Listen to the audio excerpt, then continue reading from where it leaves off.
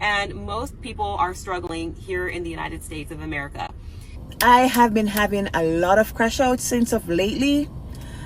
And like, I cried my eyes out 1 hour ago.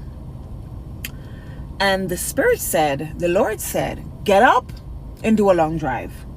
So I'm going wherever the wheels take me.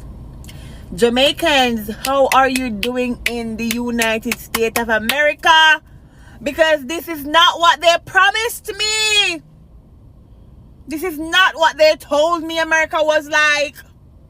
How are you doing? Hi guys, and welcome back to the Caribbean Spot.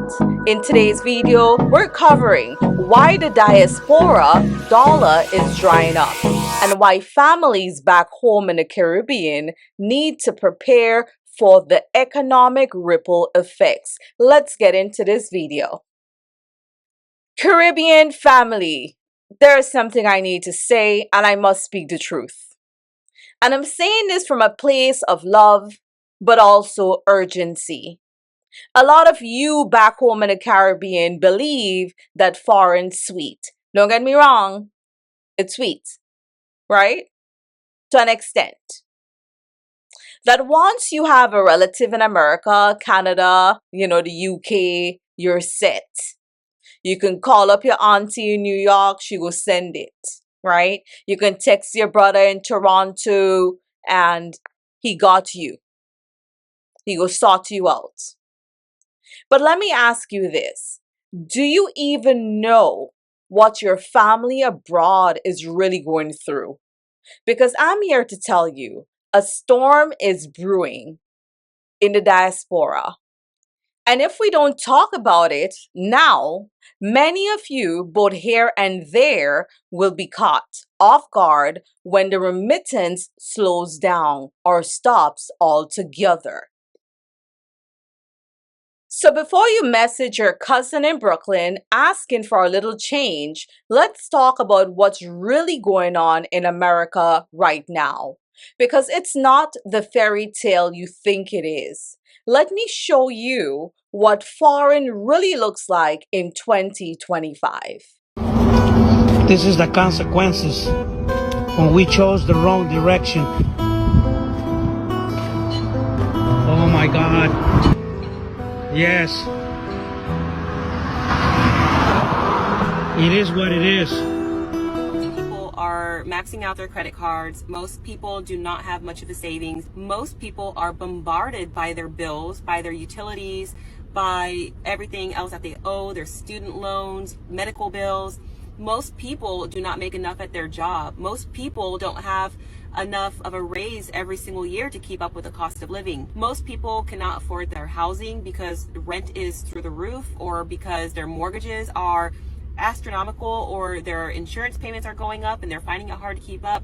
HOAs are going up. Everything is going up, but it's going up at a much higher rate than it used to. And then groceries is a huge bill for people every single month. And the fact that you can't even just go and get normal healthy food anymore, and without it just kind of costing an arm and a leg, is ridiculous. And this is being seen across America all over the place. If you're not being frugal, if you're not shopping frugally, if you're not being frugal with your finances, with your spending habits, you're really feeling the punch. And nowadays, it's like you have to make over $100,000 in a household to be able to feel okay. And people are reporting that even when they make those amounts, those high amounts, that they're still not doing okay. It's crazy because when I was growing up, I felt like only the elites would make like $100,000 a year. I mean, it seemed so far-fetched to be able to make that kind of an income. But nowadays, it's like, if you don't make that, you're struggling. And most people are struggling here in the United States of America. I really don't know how people are doing it. The cost of everything is just absolutely absurd, and I just don't know how people are doing it. And it's sad because more and more people are not wanting to have families. They are regretting their purchases. They're regretting doing certain upgrades, and even, the vehicles that they have leased out, or vehicles that they've purchased that they have their vehicle payments on. They're regretting it because it's like you can't even keep up.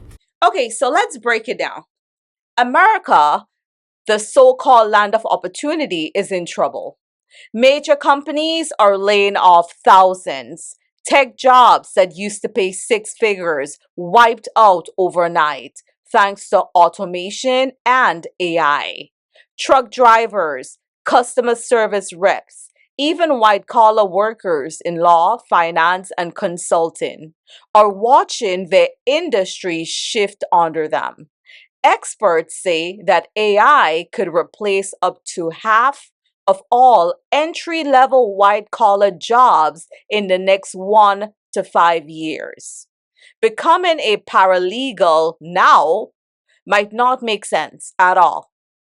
Better you become a plumber or a farmer, something real, something recession proof, right? Then you have inflation.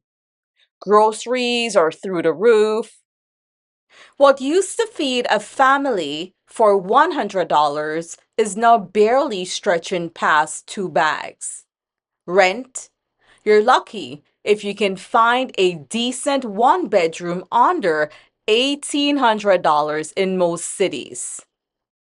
A lime in the US, that's 99 cents for one, right? Depending on where you live. A dozen eggs, you could be paying $8 to $10 depending again where you live. And some of you back home still walking out of your yard, picking a lime off your tree. I mean, it is free, right? You're drinking coconut water fresh from the tree. You have breadfruit, mango, salsa growing wild. Meanwhile, in the US, some people can't even afford to rent an apartment anymore. They're living in homeless shelters, inside their cars, even in storage units. Right? You heard right. Rental storage units. The same place you put your old furniture and boxes. That's where some families are laying their heads at night. Some have jobs, but rent is too high, food is too expensive, and the system offers no safety net.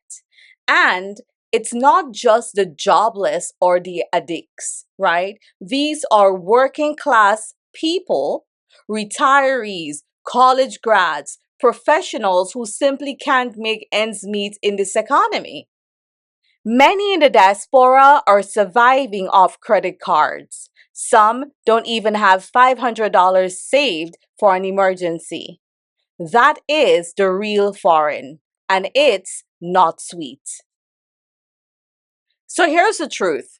Those eating out videos, going to the party, beach vacations, photos and photo shoots and everything you're seeing online, they don't show the part where your cousin in New York has no savings, missing payments, or choosing between rent and medicine.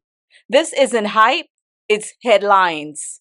And before we talk about support and remittance, we need to understand the foundation is cracking in the diaspora. Am I the only one who feels like I will never stop living paycheck to paycheck? The economy we live in is trash. The jobs we work for are trash. They pay you the bare minimum, but want you to show up and give your 110%. How does that work? These houses, they want you to pay $1,000+ for rent, and they're 1980 houses. You got to have a deposit, last month's rent, first month's rent. Like, why do I need to pay last month's rent? I don't understand that. Car insurance, car payments, they're ripoffs. Why am I paying $300 for car insurance? I don't understand. Health insurance, skyrocket. Food, skyrocket. Like, I just don't understand how I will ever be able to afford to wake up and go hop on a plane and enjoy my best life. I just don't understand. By the time my kids get to adulthood, they're going to have to pay to open the door to walk out of their own house. I really, really, really rather be a cockroach crawling on the ground for free than have to live this life every day. Like, I can't be the only one who feels this way. Like, I need to know, y'all that get to wake up and take trips and go across country and do $100 shopping sprees at Target every single day. What are you doing? What's the secret to life? What is the secret recipe? Okay, so this is a wake-up call to the Caribbean, right?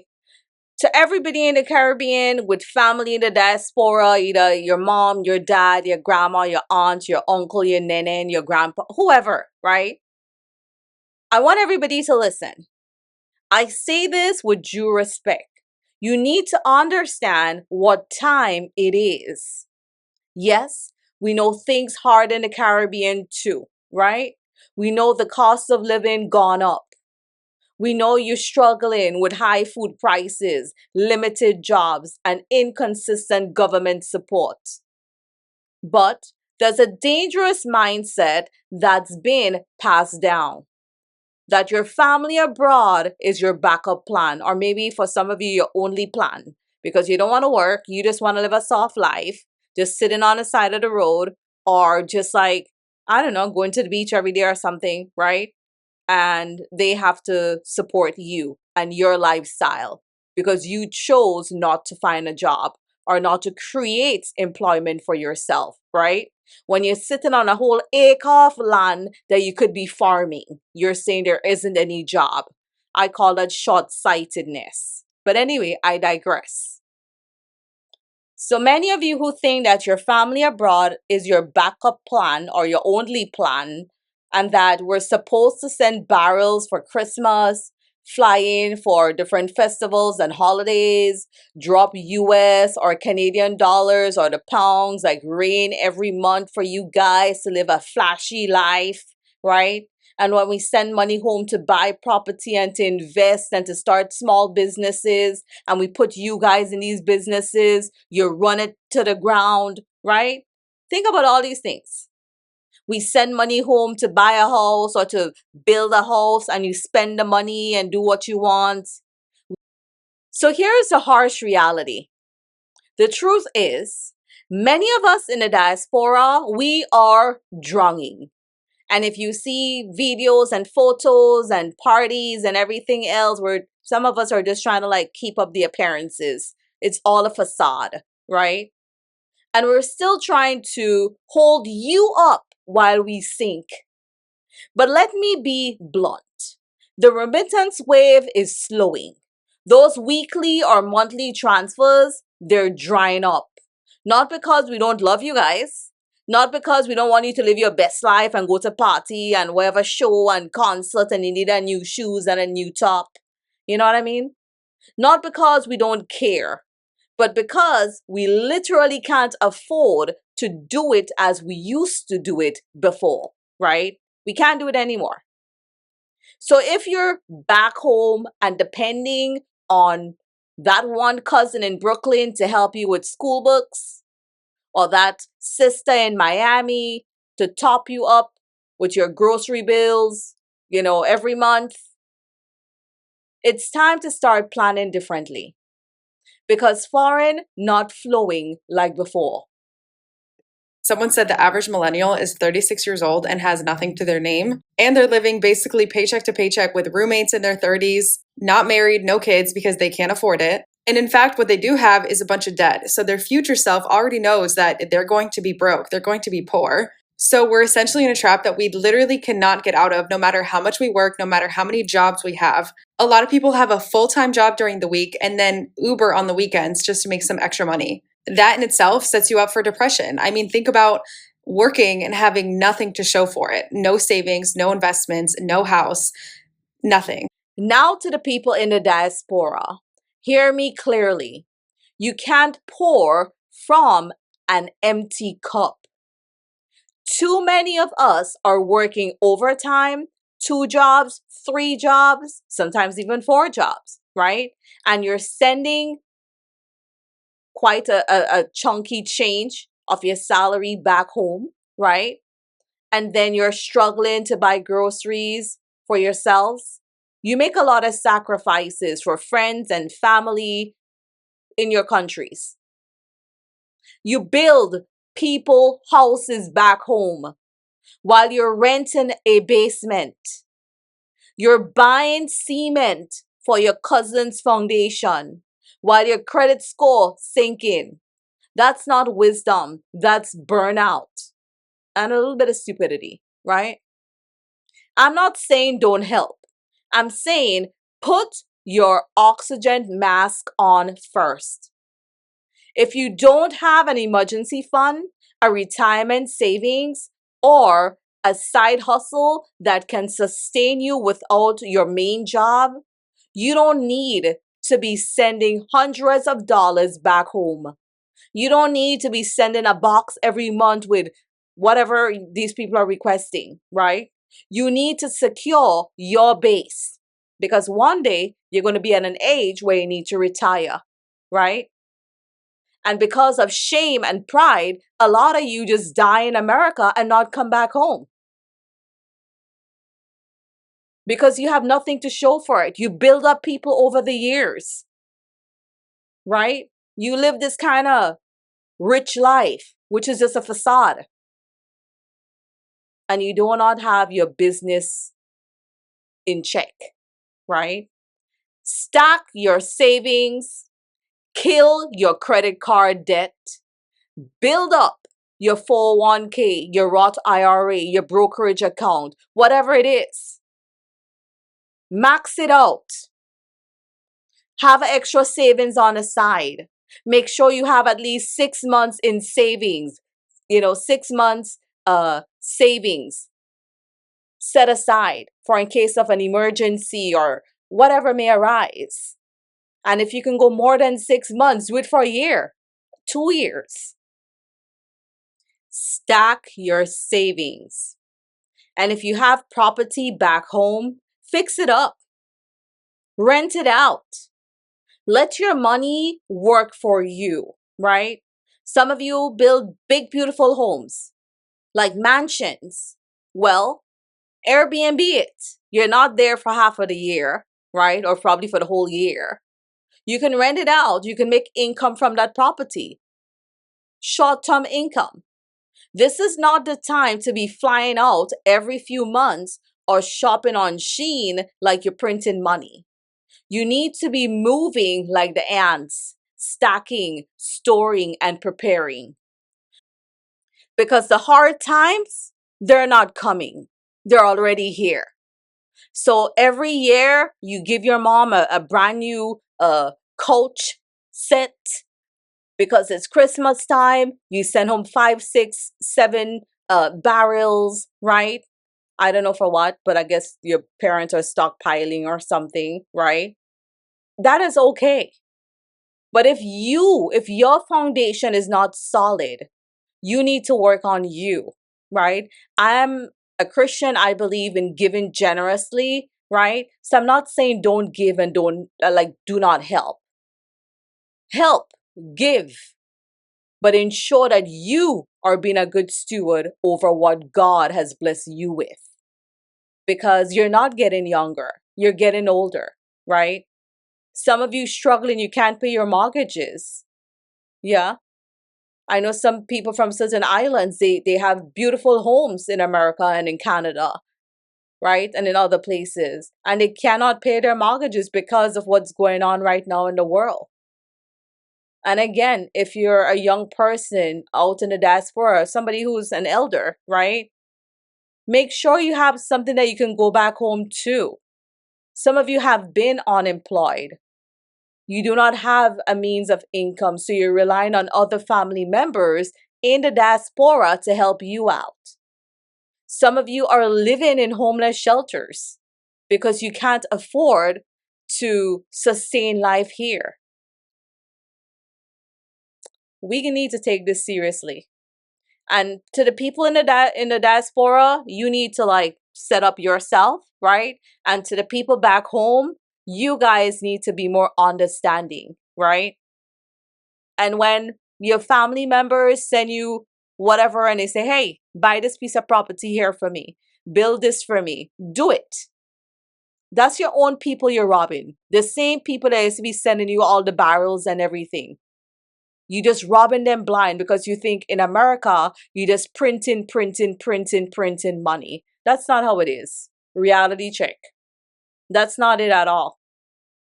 And you guys over there, you need to start like thinking, how can you get a job or start farming or start a business or something, a legitimate business where you can make an income, right? Where you can start stacking your own cash as well. Because some of you back home in the Caribbean, you do not even have $1,000 in an emergency fund. In case something happens, you know, you always pick up the phone and you're calling somebody in the diaspora, right? If you don't get it, you're on social media or you're meeting people in the streets and you're just saying, yeah, my brother in Toronto and he helped me with this. I see too many lives with people saying stuff about their family. Like if their family is the worst thing out and their family never helped them with anything. This is a wake-up call for everyone. And to the people who lack wisdom and only see this message as money, hello, this is bigger than money. This is about survival. As Caribbean people, we love hard, we give until it hurts, but in this season, we have to love smart.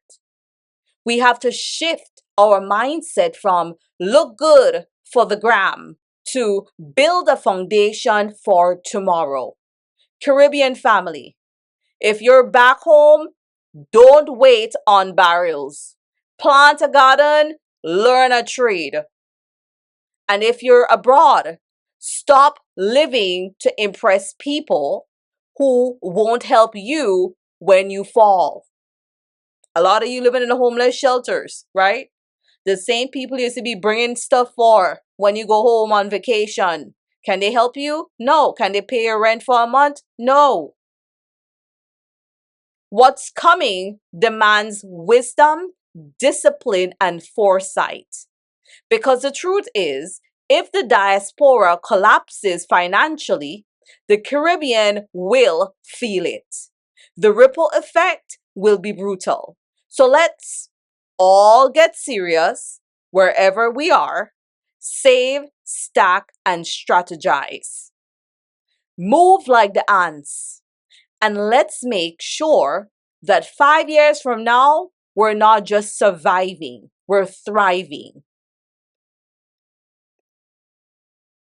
Okay guys, thank you for watching this video all the way to the end. Do not forget to subscribe, like, share, comment, and yeah, share this video with someone, especially someone in the diaspora who needs to get it together, right? And yeah, Caribbean people, I love you. Once again, this is the Caribbean Spot. See you on the next video. Bye.